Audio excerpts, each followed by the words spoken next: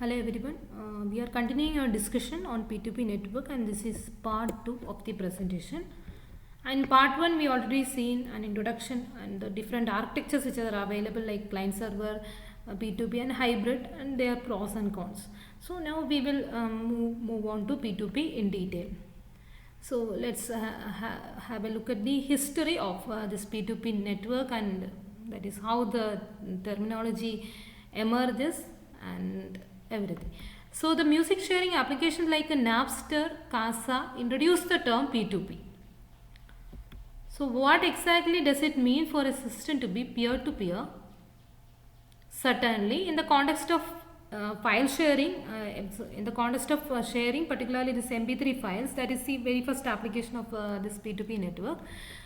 This term P2P means not having to download the music from a central site, but instead being able to access the music files directly from whoever in the network happens to have a copy stored on their computer. So that is why initially they call the system as peer-to-peer, because here whenever a machine want to get access to a particular MP3 file, no need to depend on a centralized server. Instead, so that machine will be having many peers, right? So if any of the peer is having a copy of it, then it can be we are able to download it from the nearest neighbor peer which is having a copy of it. So with that idea, they called this system as P2P, because here there is no communication with the central server. Instead, we are depending our peers for our resources. So more generally, then we could say that a P2P network allows community of users to pool their resources, and the resources could be the content like a MP3 file, or it can be the storage, or it can be the network bandwidth, or the disk bandwidth, or the CPU.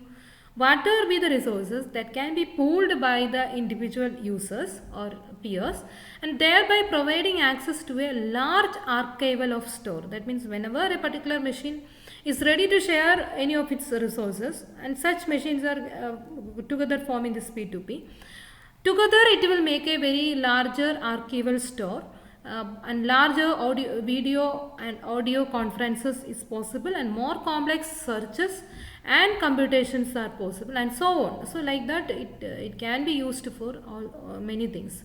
So when such an archival is there, then any one user could afford individually. So individually we have limited resources and everything. Now we are depending our peers for the resources. So together we are getting a very large amount of resources. And quite often the attributes like decentralized and self-organizing are mentioned in literature. Initially this P2P, later we added these terminologies also when discussing the P2P networks. So meaning that the individual nodes organize themselves into a network without any centralized coordination. As there is no centralized coordination, we can say that it is a decentralized network, and the nodes are organizing themselves, making it a self-organizing architecture. So what's interesting about a P2P network compared to other existing architecture? One answer is that both the process of locating an object of interest and the process of downloading that object onto your local machine happen without your having to contact a centralized authority. That we already seen. We don't have to depend on a centralized authority to locate an object as well as to download it once located. And at the same time, the system is able to scale to millions of nodes. So scalability. A peer-to-peer system can accomplish these two tasks in a decentralized manner. So here there is no centralized coordination. It's achieved in a decentralized manner, turn out to be an overlay network, where the nodes are those hosts that are willing to share object of interest. So which are all the machines which are ready to share their resources or object of interest, we call them as nodes. And the resource can be a music and other assorted files. And the links or the tunnels connecting these nodes represent the sequence of machines that have to visit to track down the object we want. So whenever you want to track the object from another machine, there will be a link, a logical link that is to be established between these two. So you can view it now as a graphical structure with the nodes which are nothing but the machines which are ready to share their resources and links whenever I am contacting another machine to have a resource which is not with me, and the other machine is having it, and that time we can think of a logical link between these two machines, and that is what make it a overlay network, and that graphical structure is called an overlay network. Now how this P2P network is working: when one peer makes a request, it is possible that multiple peers can have a copy of the requested object, right? Because everybody is ready to share, so the object of interest now could be available in more than one machine. So now the problem is how to get the IP address of all those peers which are having the resources, whether it is a single machine or more than one machine, how a particular client is getting the IP address. Then only the client can contact him, right? So this is decided by the underlying architecture supported by the P2P system, and mainly we have three such architecture that we can think of in a typical P2P network. So the first one is centralized directory, and another one query flooding, and the third one is the exploiting heterogeneity, an architecture where we are making use of the exploiting heterogeneity. So centralized, so this is how we are looking at we are trying to find the IP address of the machine which are having the resources. So once we are getting the IP address and we are ready to contact, then direct communication will be there between the peers. So before starting communication, first thing is you have to locate the resource, and for that any of this architecture, underlying architecture, depending on the type of architecture which is used in the underlying P2P network, the way in which you are locating the machines having object of interest varies. So by means of any one of these methods, the client peer can get to know about all the peers which have the requested object or file, and the file transfer now takes place directly between these two peers. So once you locate it, direct transfer is possible between you and the machine which is hosting, which is having the resource or the object of interest. So we are seeing these three architecture in detail, starting with the very first one, that is a centralized directory. It is somewhat similar to the client server architecture. Even though it is a P2P network, it shows some similarity with the client server architecture in the sense that it maintains a huge central server to provide the directory service. So remember, so centralized server we are depending, but it is only for providing directory service, but further communication is in a P2P manner only. That is why it is coming under P2P. But how you are locating the centralized IP address of another machine, and that is with the help of a centralized directory or the centralized server which is keeping the providing the directory service. So all the peers inform this central server of their IP address and the files they are making available for sharing. Whenever a particular machine want to join this P2P, it has to share its IP address as well as all the resources which are available for sharing to the centralized directory. Now, when another one is in need of a resource, it will be contacting the centralized directory, and he will inform this particular machine is having the requested object. Now these two machines will directly communicate with each other.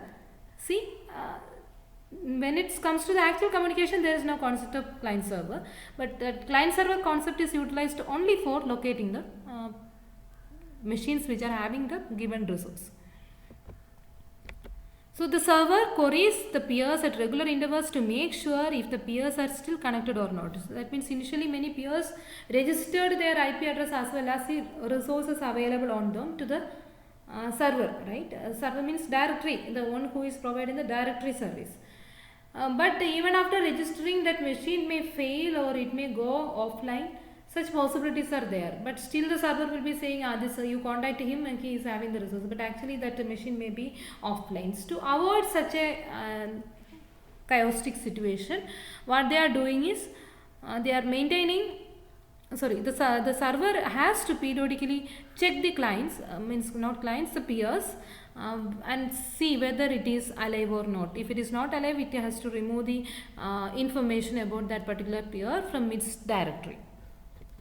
So basically this server maintains a huge database regarding which file is present at which IP address. So remember, this server concept is only for maintaining a database about the IP address as well as the resource, that mapping information. This particular machine with this IP is having this many resources. Only for that, but but if you are looking at a client's pure client server architecture, the server is holding the actual resource.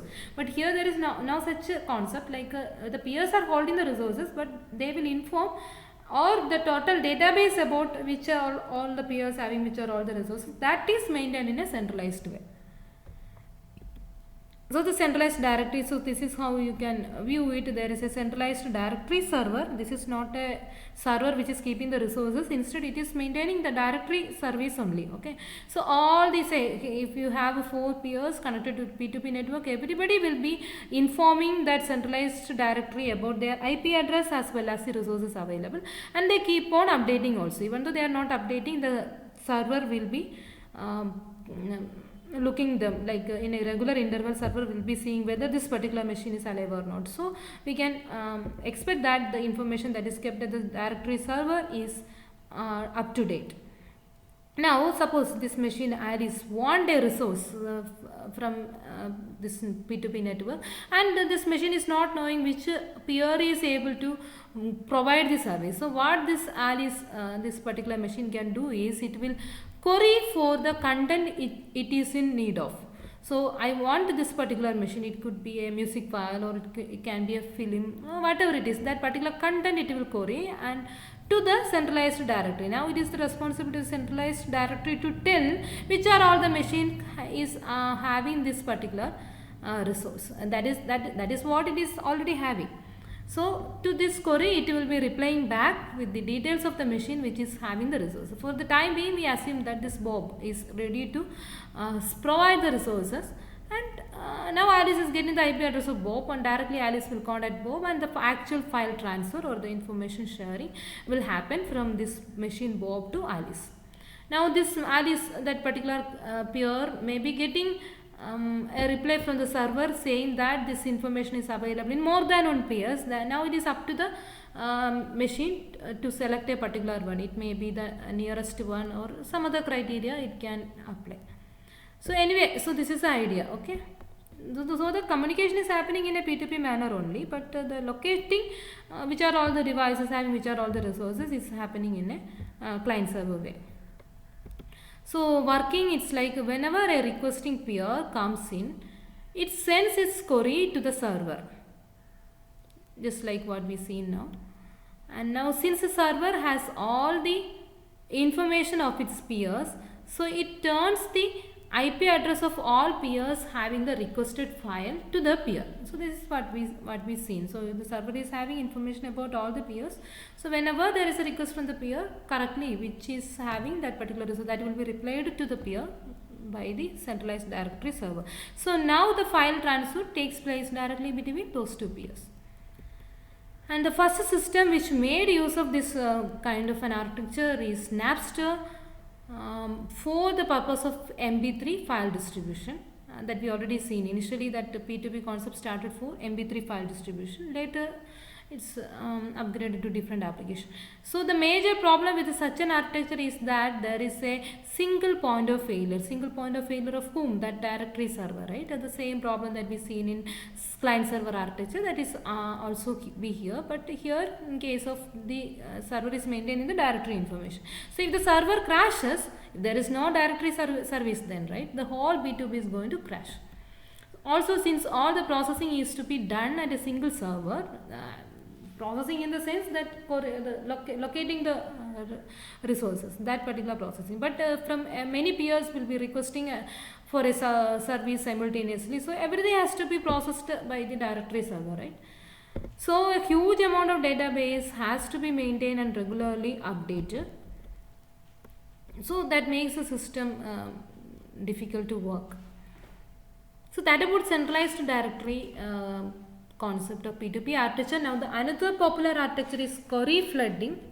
As the name implies, it's a kind of query flooding. Flooding, you know what is flooding, that you can see here. So unlike the centralized approach which we already discussed, and this method makes use of a distributed system, and it is somewhat purely distributed. There is no centralized authority here. So in this, the peers are supposed to be connected on into an overlay network. It means if a connection or the path exists from one peer to other, it is part of the overlay network. So we already seen what is an overlay, the graphical view, right? So here you can purely see that overlay network. Here there is no concept of directory server, nothing. Every peers are just getting connected in a graphical way, forming an overlay network. And if there is a connection or path that exists between two peers, they are part of the overlay network. By means of the P2P network, they are trying to do some resource sharing. Okay.